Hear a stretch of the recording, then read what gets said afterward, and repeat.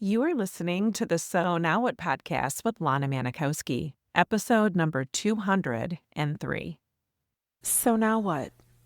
These three words raced through my mind time and time again during my journey through fertility treatments. I tried desperately to have a child, but never was able. I yearned for a community to join that could understand my struggles. I couldn't find one, so I created one with the So Now What podcast. I love that you found us. Welcome back to another episode of the podcast. I'm super excited to have a guest with me who's also a friend and maybe a known name to some of you who follow us on Instagram. Melissa's been a beautiful part of the unveiling of creating friendships when you don't have kids. So I was chatting with Melissa last week because, spoiler alert, she is one of our ambassadors for the Seattle Others Day brunch, but we'll talk about that more later. And we just always kind of get on these calls and we just share and brainstorm. And I was like, why don't we do a podcast episode together and talk about how you can create friendships with other childless people? Because I think that's a really hard part of recognizing that when you don't have kids, you don't have those perceived automatic friend groups because your kids are in sports together or neighborhood block parties with kids and all that good stuff. So, yeah, I'm going to stop talking and let Melissa Miller from Seattle in the United States share a little bit about herself and how she came to be part of this community. So, hi, Thank Melissa. you. Hi, Lana. It's so wonderful to be here with you. Oh, goodness. So, my name's Melissa. Like Lana said, I'm in Seattle with my husband and my cat, Gemma. My story, I became childless not by choice in 2020. I went through many years of infertility and really complicated medical trauma. The year I decided, I'll just share a real quick little synapse of what got me here. But my husband and I decided we were ready to start having children. And during that year, I got diagnosed with lupus, which is an autoimmune condition. So put everything on hold. We figured out my health and when we would be given the green light to try to conceive. So we went through a few years of focusing on my health. And then once my lupus got stable, we tried the good old fashioned way to start our family and then were quickly diagnosed with unexplained infertility. We went through a total about 5 years of trying to conceive through fertility treatments, IUIs, IVF, and then ended with surrogacy with one of our best friends. During our path, I had a lot of medical complications, and long story short, we resulted with one healthy embryo. We tried to transfer with our surrogate in January 2020. It was not successful. And at that time, my husband and I knew we were done. We were emotionally, physically, spiritually, financially, we were just exhausted. And I was tired of letting fertility just rob me of joy. So in February 2020, we decided to embrace a life child free after infertility. And then the pandemic happened. And that's a whole other story. But I've been on my journey finding joy and happiness after infertility since 2020. I created an Instagram account, my autoimmune resilience page, because I was like, where are all these people? I left my infertility clinic in Seattle and I was like, there has to be other people that didn't walk away with the baby, but nobody talked about it. And I know you're very passionate about that, Lana. You've shared a lot about how the fertility community can do better, with resources. So I was really left, I didn't have any friends that really went through fertility treatments at the time. And so I created this page just to find people. And I stumbled upon a hashtag, childless not by choice.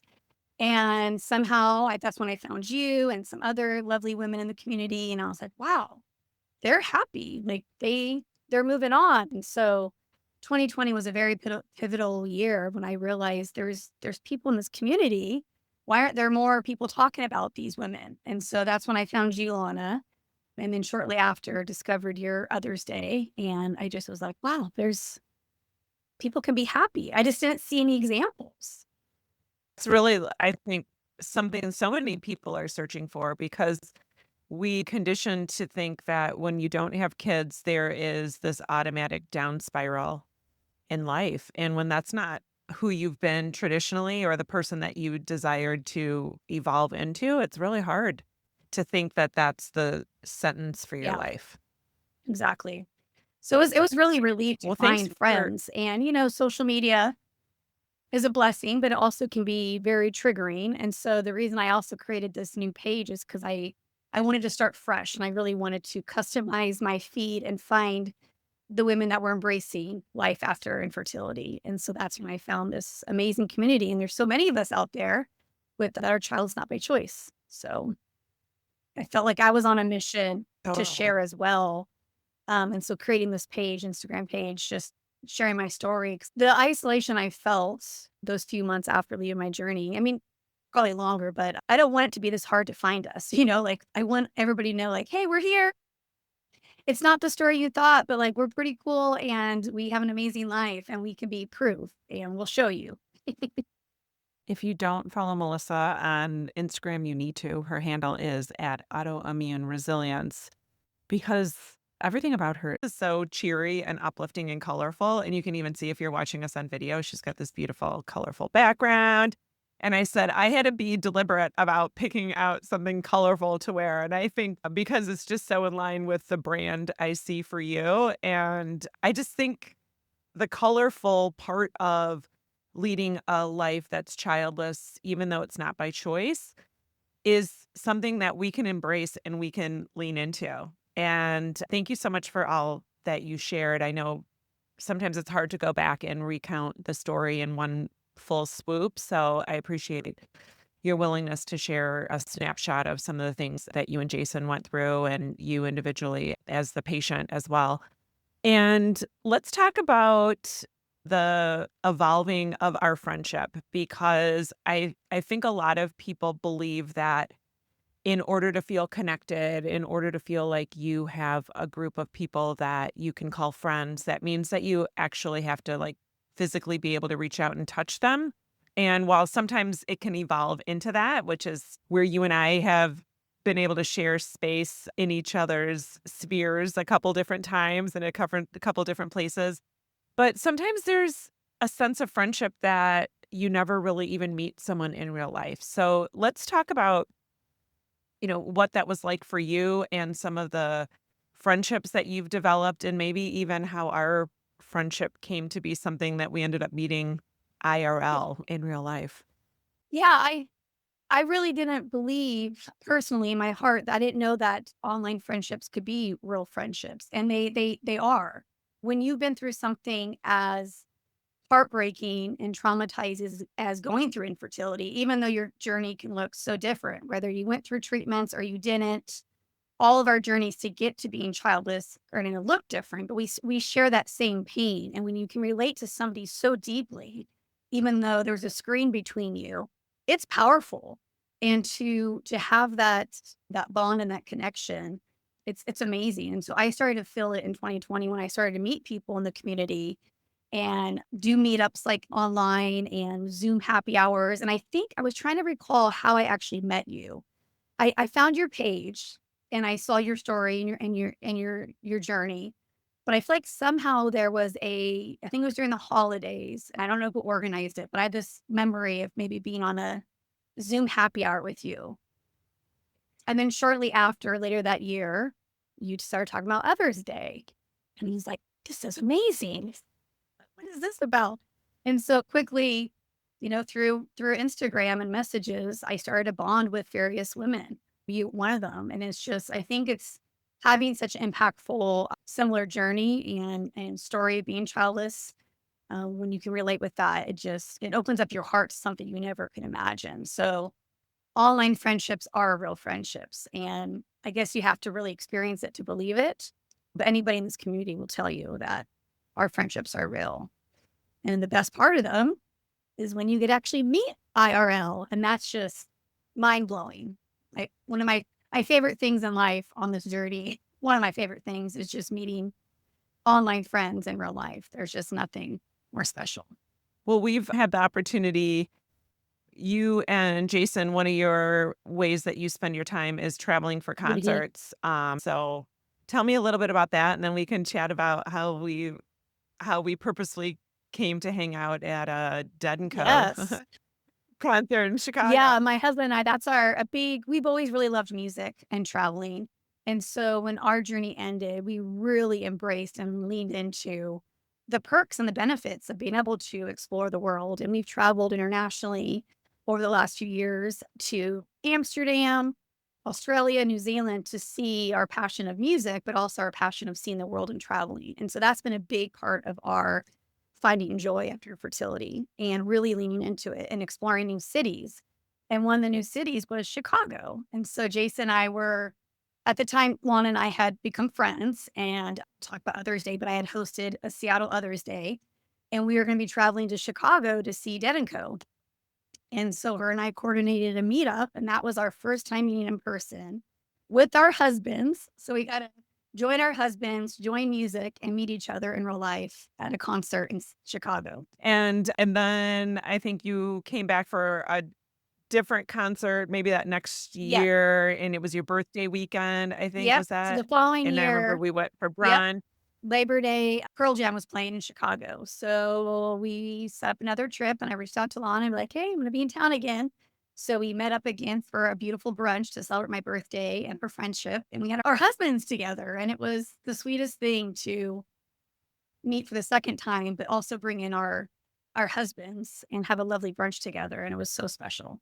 When you're traveling, our reach is so broad, like, put a story out there and be like, "Hey, I'm gonna be in, say, Toronto this weekend or X weekend, and is anyone around?" And there has been times when I was in my corporate job, I was traveling on business, and I came in, say, a night early, or I knew I had a free evening, and I was like, "Hey, is anyone in Minneapolis, like, wants to get together?" And I met up for coffee with people, and I think it's sometimes you just have to put yourself out there, and we might think too much about it or think too much into it, like, "Oh my gosh, this feels awkward," but I guarantee you there's going to be people who are like, "Oh my gosh, like, yeah, let's meet up."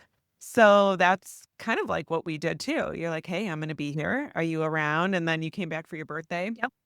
But let's talk about Others Day, 'cause, when I first launched Others Day in 2022, it was literally, I wanna say mid to late April. I walked out of Target and there was all the banners for Mother's Day, and I'm not in opposition to Mother's Day, and I always like to clarify that because Others Day is not about taking away from Mother's Day. That's why we do it prior to Mother's Day in the US, which is usually the 2nd Sunday in May. And I just remember leaving there and being like, "Ugh," like, there was just this, like, pit in my stomach of what's gonna happen when my mom's gone, what's gonna happen when my niece and nephew are grown up, and, the celebrations don't feel as easy as they do to just kinda latch on with the people that are moms in my life.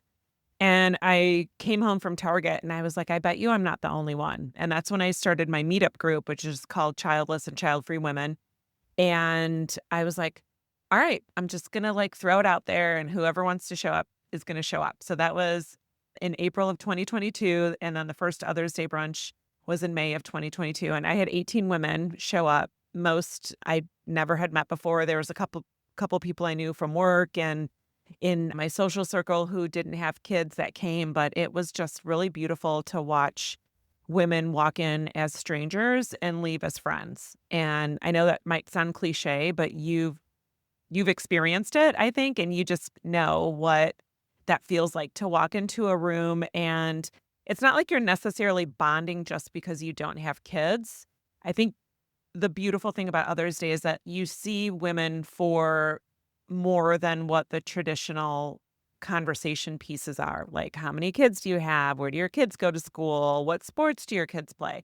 So I think it really opens up an opportunity to get to know women on a different level, maybe even like a more connective level, because you're not just weeding through the boring, mundane conversation. That's in my opinion.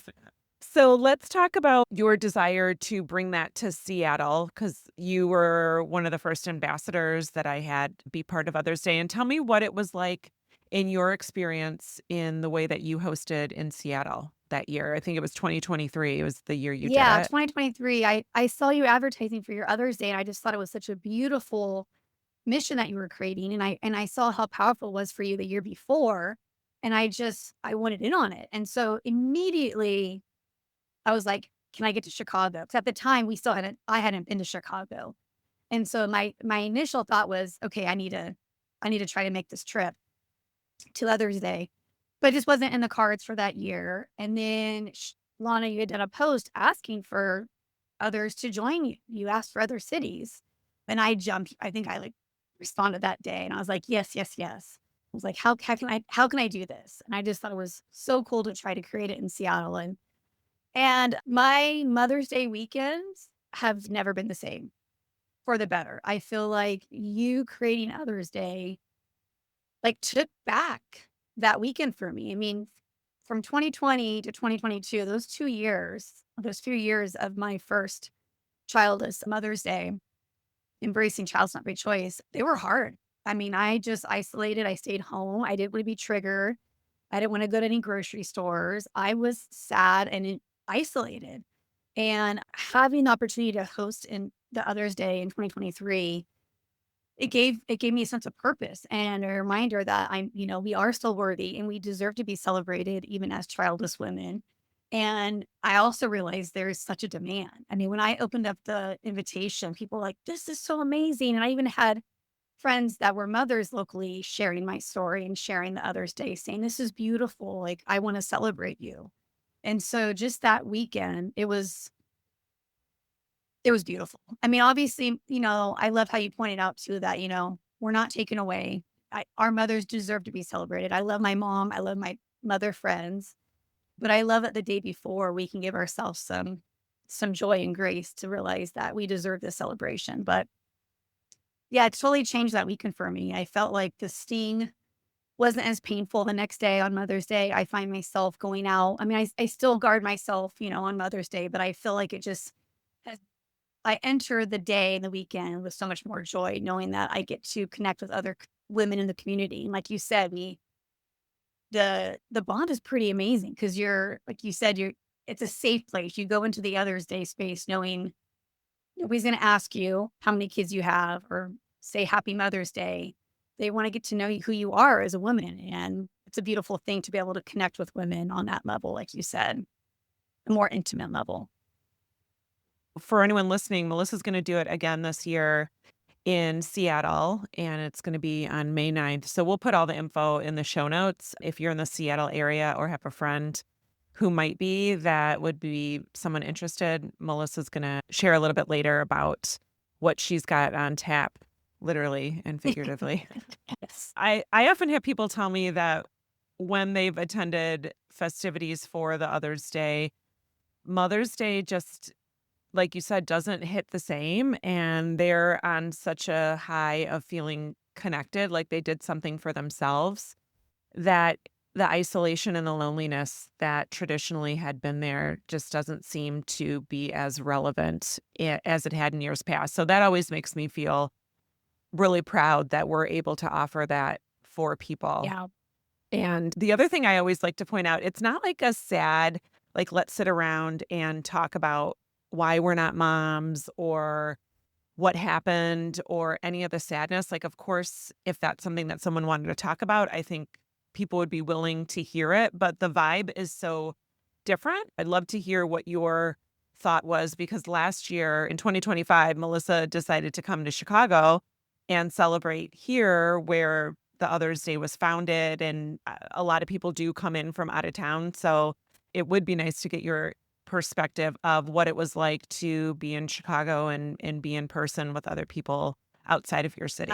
Oh, it was amazing. Well, first of all, I love Chicago and being able to visit Lana, you in person now for the third time and actually spend like a beautiful weekend together it was amazing. And I think back to the topic on friendships, like finding friendships as an adult, we all, you hear about it. It's hard and it's vulnerable to put yourself out there as an adult woman to other women. It's intimidating. And so I think what you've created in this Other's Day is such a safe place for people to join that it just feels so comfortable. But it was amazing to travel to Chicago. Now, what's so cool, there was obviously a lot of local Chicago ladies there, but there was women there from all over. And so it was a really melting pot of women from all over the country. And it was so cool to meet new people and see everybody craving this connection. And like you said, there was no sadness. Nope, not I didn't hear one person talking about their journey or their story. Everybody was focusing on the day and how amazing this was and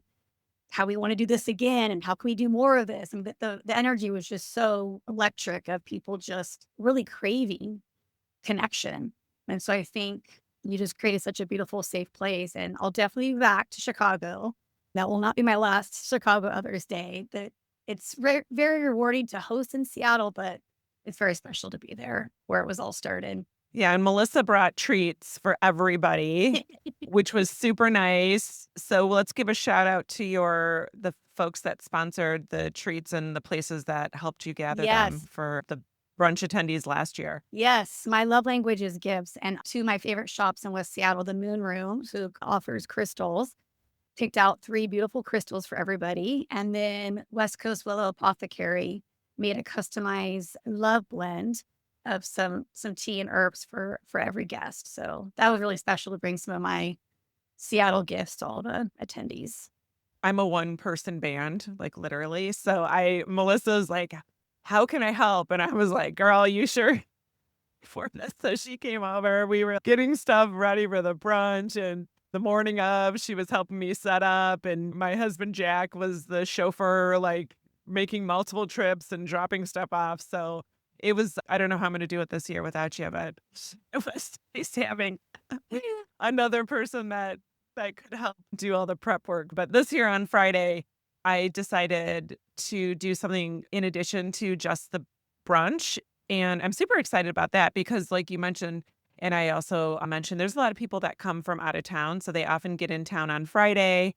And I'm such a connector that I think of like someone flying into a city that maybe, they're not familiar with. And I was like, oh, I don't want them sitting alone in their hotel room. And so last year you helped organize a nice group dinner. And so this year I decided instead of having both events revolve around food, why don't I do something that's a little bit more restorative and reconnective? So Friday night, for anyone, you don't have to just be from out of town, as some people are coming that live here in Chicago and want to try both. But this year on Friday night, we're doing beginner yoga led by a woman who attended the Others Day brunch from Massachusetts back in 2023. Her name is Jen. And then a dear friend of mine I used to work with who's coming in from Colorado, she's doing a guided meditation. She focuses on neuroplasticity, which sounds like a really cool thing that I haven't had much experience with the effects of that, but she's going to lead folks in a guided meditation.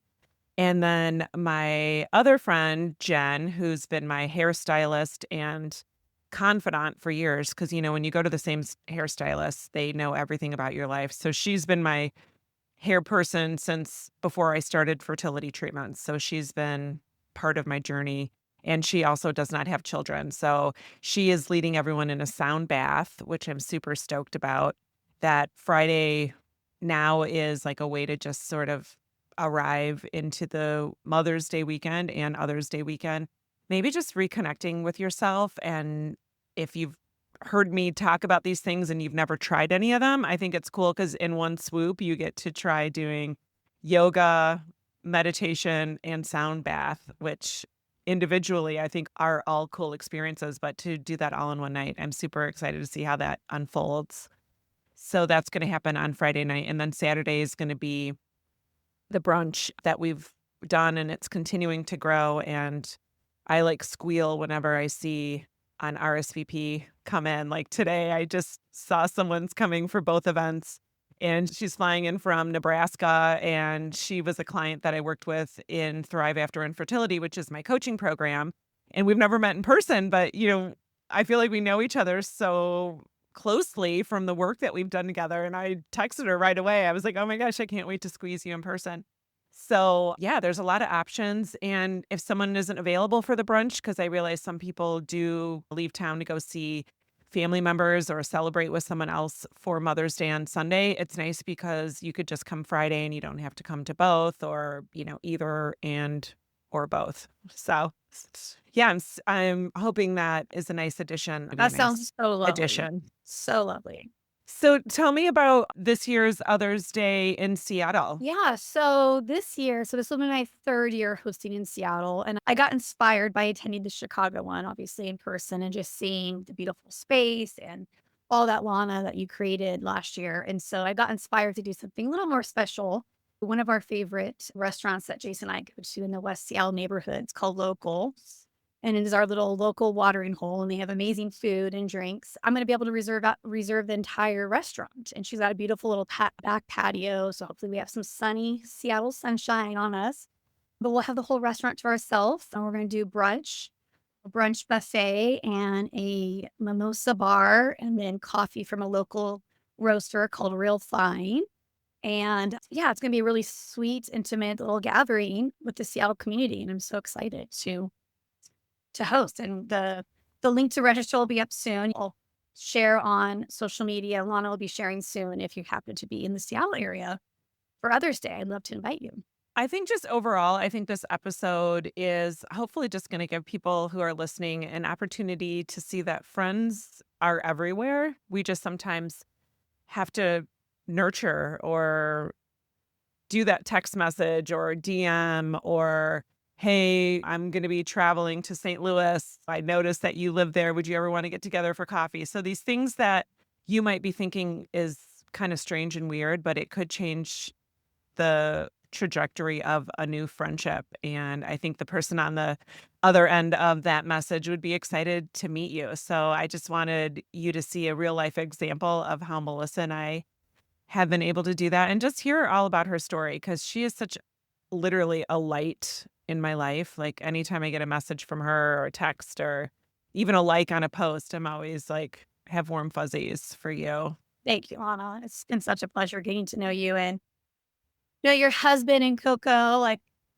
Instagram friends turn into real life friends, but I feel like we still Yeah, blossom our and nurture our relationship, like you said. I mean, it takes effort. Like I said, all adult friendships, you gotta nourish, and it takes some vulnerability and courage to put yourself out there, especially if it's a new. But to get a Instagram message from somebody new that you've never met that says, "Hey, I really appreciate you sharing your story," or "Hey, my journey's sort of similar. I did this," or "Hey, I live in Seattle." That vulnerability and that courage it takes to reach out to somebody, just know how good it feels on the other end. And so I really encourage you, like Lana said, to put yourself out there. You see somebody posting and sharing and you can relate, reach out. And it's pretty amazing what can result because adult friendships are pretty phenomenal. And we all need them in our life. We need women together, helping each other and supporting each other on this journey. for sure. Well, I love you, girl. Love you. And thanks for all you do to bring cheer and awareness to this community. So we'll talk to you Thank soon. you. Hey, real quick, I just wanted to tell you about an awesome resource I created. If you have ever found yourself in conversations with people, or maybe people offering you suggestions about what you should do to become a mom, it's called the Top 27 Things People Say When You're Childless and How to Respond. You can get your copy free at lanamanikowski.com/things people say.